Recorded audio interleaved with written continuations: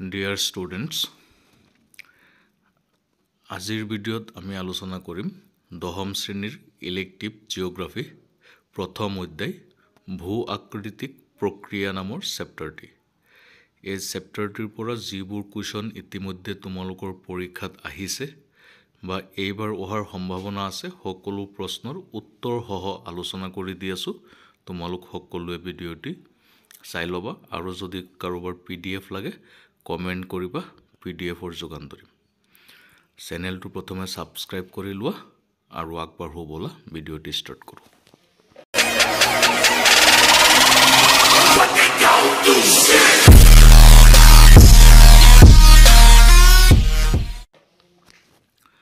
প্ৰথম প্ৰশ্নটো দিয়া হৈছে স্থলাকৃতি বুলিলে কি বুজা? উত্তৰ, পৃথিৱীৰ উপৰিভাগ সমান নহয়। মহাদেশ কেইখনত যেনেকৈ পাহাৰ, পৰ্বত, মালভূমি, নদী উপত্যকা আদি অৱয়ব আছে, ঠিক তেনেকৈ মহাসাগৰতো পানীত বুৰ গৈ থকা অৱস্থাত বিভিন্ন আকাৰ আকৃতিৰ উচ্চ ভূমি আৰু নিম্ন ভূমি আছে।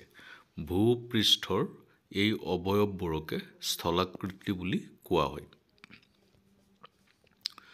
2 নম্বৰ, ভূ আকৃতিক বিজ্ঞানৰ সংজ্ঞা দিয়া। এনসাৰ, ভূগোলৰ এটি বিশেষ শাখাই স্থলাকৃতিবোৰৰ উৎপত্তি, ক্ৰমবিকাশ, আকাৰ আকৃতি আৰু বিতৰণ সম্বন্ধে অধ্যয়ন কৰে। এই শাখাটোক ভূ আকৃতিক বিজ্ঞান বোলা হয়। 3 নম্বৰ কুৱেশ্যন, ভূ আকৃতিক প্ৰক্ৰিয়াৰ অৰ্থ কি? উত্তৰ, ভূপৃষ্ঠত থকা স্থলাকৃতিবোৰৰ সৃষ্টি বহুতো প্ৰক্ৰিয়াৰ ওপৰত নিৰ্ভৰ কৰে।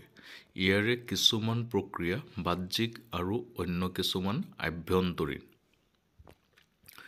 বাহ্যিক প্ৰক্ৰিয়া বা কাৰকবোৰৰ ভিতৰত বতাহ, বৰষুণ, নদ-নদী, হিমবাহ, সাগৰৰ ঢৌ আদি প্ৰধান। আনহাতে আভ্যন্তৰীণ কাৰক বুলি ক'লে প্ৰধানকৈ ভূমিকম্প আৰু আগ্নেয় উদগীৰণকে সামৰি লোৱা হয়। এই 2 শ্ৰেণীৰ প্ৰক্ৰিয়াই ক্ৰিয়া কৰাৰ ফলতেই ভূপৃষ্ঠত স্থলাকৃতিবিলাকৰ সৃষ্টি হৈছে। স্থলাকৃতিৰ সৃষ্টি আৰু বিকাশৰ লগত জড়িত এই প্ৰক্ৰিয়াবোৰক ভূ আকৃতিক প্ৰক্ৰিয়া বোলা হয়। 4 নম্বৰ কুৱেশ্যন, বাহ্যিক প্ৰক্ৰিয়া বা কাৰকৰ ভিতৰত কি কি পৰে লিখা।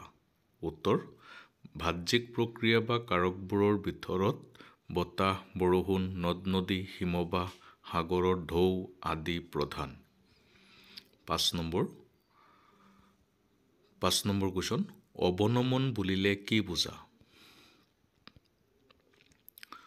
উত্তৰ, মৰুভূমিত উদ্ভিদৰ আৱৰণ পাতলীয়া আৰু উপৰিভাগ শুকান বালিময় হোৱাৰ কাৰণে বতাহে সহজে ধূলি, বালি, ক্ষুদ্ৰ শিল আদি দূৰলৈ উৰুৱাই নিব পাৰে।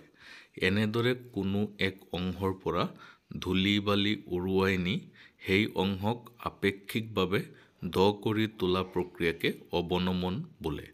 অৱনমনৰ ফলত ধূলি, বালি আৰু ক্ষুদ্ৰ ক্ষুদ্ৰ শিলবোৰ অন্য ঠাইলৈ প্ৰবাহিত হ'লে অৱনমন ঘটা অংশটো ওখুৰা মোখুৰা শিলাময় ঠাইলৈ ৰূপান্তৰিত হ'ব পাৰে। 6 নম্বৰ, ইনচেলবাৰ্গ কি? ছবি আঁকি দেখুওৱা। ইম্পৰ্টেণ্ট কুৱেশ্যন আছে, চাবা তোমালোকে। উত্তৰ, মৰুভূমিৰ শক্তিশালী বতাহে কঢ়িয়াই নিয়া শিল বালিয়ে গতিপথত থকা উচ্চ ভূমিত আঘাত কৰি সেইবোৰত অৱক্ষয় ঘটায়। ঘৰ্ষণৰ যোগেদি কৰা এই ধৰণৰ ক্ষয়কাৰ্যক অপঘৰ্ষণ বোলা হয়। অপঘৰ্ষণ প্ৰক্ৰিয়াই মৰুভূমিত ইনচেলবাৰ্গৰ দৰে অৱক্ষয়জনিত অৱয়বৰ সৃষ্টি কৰে। ইয়াৰ চিত্ৰটো ইয়াত দিয়া হৈছে, তোমালোকে আঁকি শিকিবা, পৰীক্ষাত অহাৰ চান্স বহুত বেছি। তাৰ পিছৰ কুৱেশ্যনটো হ'ল মৰুদ্যান কাক বোলে? ইয়াৰ তাৎপৰ্য কি? উত্তৰ, অৱনমনৰ ফলত মৰুভূমিৰ একোটা অংশৰ উচ্চতা কমি ভূগৰ্ভস্থ জলপৃষ্ঠৰ ওচৰ পাব পাৰে। তেনে অৱস্থাত অৱনমিত অংশটোক মৰুদ্যান বোলে। মৰুদ্যান প্ৰকৃততে মৰুভূমিৰ মাজৰ একোটা সেউজীয়া অংশ। মৰুদ্যানবোৰত কিছু পৰিমাণে পানী আৰু উদ্ভিদ থাকে। মৰুভূমিৰ এই অঞ্চলবিলাকত কিছু পৰিমাণে খেতি বাতিও কৰা হয়। 8 নম্বৰ, বালিয়াৰী কি আৰু ইয়াৰ সৃষ্টি কেনেকৈ হয় লিখা। মৰুভূমিত বতাহৰ দ্বাৰা অৱক্ষেপনৰ প্ৰক্ৰিয়াৰ ফলত সৃষ্টি হোৱা এখন ভূ অৱয়ব হ'ল বালিয়াৰী। মৰুভূমিত বতাহে কঢ়িয়াই নিয়া ধূলি বালিবোৰ য'ত জমা হৈ গৈ সেই অংশটো ক্ৰমে ওখ হৈ গৈ থাকে। এনেদৰে জমা হোৱা ধূলি বালিবোৰে শেহলৈ পাহাৰৰ ৰূপ ল'ব পাৰে। এনেকৈ বালিৰে গঠিত হোৱা বালিৰ পাহাৰক বালিয়াৰী বোলে। 9 নম্বৰ, অপগৰ্ষণ কি? ইয়াৰ ফলত কি ধৰণৰ অৱয়ৱৰ সৃষ্টি হয়? উত্তৰ, মৰুভূমিৰ শক্তিশালী বতাহে কঢ়িয়াই নিয়া শিল বালিয়ে গতিপথত থকা উচ্চ ভূমিত আঘাত কৰি সেইবোৰত অৱক্ষয় ঘটায়। ঘৰ্ষণৰ যোগেদি কৰা এই ধৰণৰ ক্ষয় কাৰ্যক অপঘৰ্ষণ বোলা হয়। ইয়াৰ ফলত ইনচেলবাৰ্গ আৰু ইয়াৰডাঙৰ দৰে ভূ অৱয়ৱৰ সৃষ্টি হয়। 10 নম্বৰ প্ৰশ্ন, সংনিগৰ্ষণৰ অৰ্থ লিখা।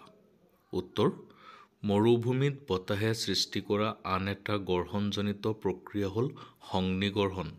বতাহৰ দ্বাৰা পৰিবাহিত শিল বালিবোৰৰ মাজতো পাৰস্পৰিক ঘৰ্ষণৰ সৃষ্টি হয়, অৰ্থাৎ পৰিবাহিত হৈ থকা অৱস্থাতে সেইবোৰৰ মাজত খুন্দাখুন্দি লাগে। ইয়াৰ ফলত শিলবোৰ ভাঙি সৰু সৰু টুকুৰাত পৰিণত হয় বা আকাৰত ক্ৰমে সৰু হৈ আহে। এইদৰে পাৰম্পৰিক বৰফৰ দল শিলবোৰ ভাঙি ছিঙি টুকুৰা টুকুৰ হোৱা প্ৰক্ৰিয়াকে সংনিগৰ্ষণ বোলে। 11 নম্বৰ, হিমবাহ কাক বোলে? ইয়াৰ গতি অতি ধীৰ হোৱাৰ কাৰণ কি? উত্তৰ, ভূপৃষ্ঠত জমা হৈ থকা স্তূপবোৰৰ মাটিৰ ঢল অনুসৰি ক্ৰমে তললৈ নামি আহে। নামি অহাৰ গতিবেগ অৱশ্যে অতি ধীৰ। দিনটোৰ ভিতৰত কেইমিলিমিটাৰমানৰ পৰা কেইমিটাৰমানহে অতিক্ৰম কৰে। এনেকৈ ধীৰ গতিৰে নামি অহা বৰফকে হিমবাহ বোলা হয়। হিমবাহবোৰ মাটি বা পাহাৰ পৰ্বতৰ ঢাল অনুসৰি বৈ আহে। ঢাল কম থাকিলে ইয়াৰ গতিবেগো কমি যায়। আনহাতে হিমবাহৰ লগত অন্য বহুতো পদাৰ্থ, শিল, বালি, মাটি আদি পাহাৰৰ ওপৰৰ পৰা বৈ আহে। এইবোৰৰ উপস্থিতিয়েও হিমবাহৰ গতি ধীৰ কৰে। 12 নম্বৰ, হিমবাহ কেইপ্ৰকাৰৰ? প্ৰত্যেকৰে বিষয়ে চমুকৈ লিখা। এইটো এটা মষ্ট ইম্পৰ্টেণ্ট কুৱেশ্যন, তোমালোক সকলোৱে ভালকৈ শিকিবা। উত্তৰ, হিমবাহ 3 প্ৰকাৰৰ। সেইবোৰ হৈছে ক, মহাদেশীয় হিমবাহ। এই হিমবাহবোৰ মেৰু অঞ্চলৰ বৃহৎ এলেকাজুৰি বিস্তৃত হৈ আছে। উত্তৰ কানাডা, গ্ৰীণলেণ্ড, স্কান্দিনেভিয়া, এণ্টাৰ্কটিকা আদিত মহাদেশীয় হিমবাহবোৰ বিয়পি আছে। এই হিমবাহবোৰ ভূপৃষ্ঠৰ ঢাল অনুসৰি অতি ধীৰ গতিৰে নামি আহে। খ, পাৰ্বত্য হিমবাহ। সুউচ্চ পৰ্বতৰ উচ্চাংশত এনে হিমবাহ দেখা যায়। প্ৰধানকৈ ইউৰোপৰ আল্পছ, উত্তৰ আমেৰিকাৰ ৰকি আৰু এছিয়া মহাদেশৰ হিমালয় পাৰ্বত্য অঞ্চলত পাৰ্বত্য হিমবাহ বিদ্যমান। সাধাৰণতে পাৰ্বত্য বা উপত্যকা হিমবাহ দুহাৰী পৰ্বতৰ মাজৰ উপত্যকাৰে বৈ আহে। ইয়াৰ গতিবেগ মহাদেশীয় হিমবাহতকৈ যথেষ্ট বেছি। গ, গিৰিপথ হিমবাহ। কেতিয়াবা কেইবাটাও উপত্যকা হিমবাহ পাৰ্বত্য অঞ্চলৰ পৰা নামি আহি পৰ্বতৰ পাদদেশত মিলিত হৈ পৰ্বতৰ দাঁতিকাষৰীয়া নিম্নভূমিত বিয়পি পৰে। গিৰিমালা বা পৰ্বতৰ পাদদেশত সৃষ্টি হয় কাৰণে এনে হিমবাহক গিৰিপথ বা শৈলপদী হিমবাহ বোলে।